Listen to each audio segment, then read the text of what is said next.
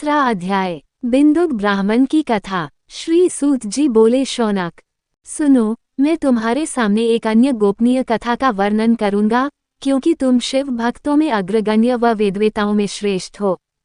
समुद्र के निकटवर्ती प्रदेश में वाशकल नामक गांव है, जहां वैदिक धर्म से विमुख महापापी मनुष्य रहते हैं। वे सभी दुष्ट हैं एवं उनका मन दूषित विषय भोगों में ही लगा रहता है। वे देवताओं एवं भाग्य पर विश्वास नहीं करते। वे सभी कुटिल वृत्ति वाले हैं, किसानी करते हैं और विभिन्न प्रकार के अस्त्र शस्त्र रखते हैं। वे व्यभिचारी हैं। वे इस बात से पूर्णतः अनजान हैं कि ज्ञान, वैराग्य तथा सद्धर्म ही मनुष्य के लिए परम पुरुषार्थ हैं। वे सभी पशु बुद्धि हैं। अन्य समुदाय के लोग भी उन्हीं की तरह बुरे विचार रखने वाले, धर्म से विमुख हैं। वे नित्य कुकर्म में लगे रहते हैं एवं सदा विषय भोगों में डूबे रहते हैं। वहाँ की स्त्रियां भी बुरे स्वभाव की, स्वेच्छाचारिणी, पाप में डूबी, कुटिल सोच वाली और व्यभिचारिणी हैं। वे सभी सद्व्यवहार तथा सदाचार से सर्वथा शून्य हैं। वहाँ सिर्फ दुष्टों का निवास है। वाशकल नामक गांव में बिंदुक नाम का एक ब्राह्मण रहता था। वह अधर्मी, दुरात्मा एवं महापापी था। उसकी स्त्री बहुत सुंदर थी। उसका नाम चंचुला था। वह सदा उत्तम धर्म का पालन करती थी, परंतु बिंदुक वेश्यागामी था। इस तरह कुकर्म करते हुए बहुत समय व्यतीत हो गया। उसकी स्त्री काम से पीड़ित होने पर भी स्वधर्मनाश के भय से क्लेश सहकर भी काफी समय तक धर्म भ्रष्ट नहीं हुई, परंतु आगे चलकर वह भी अपने दुराचारी पति के आचरण से प्रभावित होकर दुराचारिणी और अपने धर्म से विमुख हो गई। इस तरह दुराचार में डूबे हुए उन पति पत्नी का बहुत सा समय व्यर्थ बीत गया। वेश्यागामी, दूषित बुद्धि वाला वह दुष्ट ब्राह्मण बिंदुक समयानुसार मृत्यु को प्राप्त हो नरक में चला गया। बहुत दिनों तक नरक के दुखों को भोगकर वह मूढ़ बुद्धि पापी विंध्य पर्वत पर भयंकर पिशाच हुआ। इधर उस दुराचारी बिंदुक के मर जाने पर वह चंचुला नामक स्त्री बहुत समय तक पुत्रों के साथ अपने घर में रहती रही। पति की मृत्यु के बाद वह भी अपने धर्म से गिरकर पर पुरुषों का संग करने लगी थी। सतियां विपत्ति में भी अपने धर्म का पालन करना नहीं छोड़ती। यही तो तप है। तप कठिन तो होता है, लेकिन इसका फल मीठा होता है।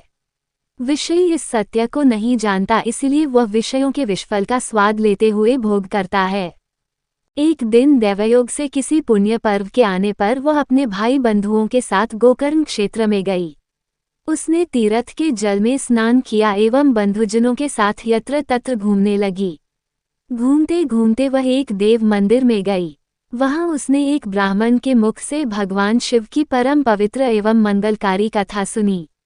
कथावाचक ब्राह्मण कह रहे थे कि जो स्त्रियां व्यभिचार करती हैं, वे मरने के बाद जब यमलोक जाती हैं, तब यमराज के दूत उन्हें तरह तरह से यंत्रणा देते हैं। वे उसके कामांगों को तप्त लौह दंडों से दागते हैं। तप्त लौह के पुरुष से उसका संसर्ग कराते हैं। ये सारे दंड इतनी वेदना देने वाले होते हैं कि जीव पुकार पुकार कर कहता है कि अब वह ऐसा नहीं करेगा, लेकिन यमदूत उसे छोड़ते नहीं। कर्मों का फल तो सभी को भोगना पड़ता है। देव, ऋषि, मनुष्य सभी इससे बंधे हुए हैं। ब्राह्मण के मुख से यह वैराग्य बढ़ाने वाली कथा सुनकर चंचुला भय से व्याकुल हो गई। कथा समाप्त होने पर सभी लोग वहां से चले गए। तब कथा बाँचने वाले ब्राह्मण देवता से चंचुला ने कहा, हे ब्राह्मण, धर्म को न जानने के कारण मेरे द्वारा बहुत बड़ा दुराचार हुआ है। स्वामी, मेरे ऊपर कृपा कर मेरा उद्धार कीजिए।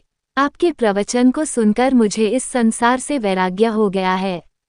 मुझ मूढ़ चित्त वाली पापिनी को धिक्कार है। मैं निंदा के योग्य हूँ। मैं बुरे विषयों में फंसकर अपने धर्म से विमुख हो गई थी। कौन मुझ जैसी कुमार्ग में मन लगाने वाली पापिनी का साथ देगा?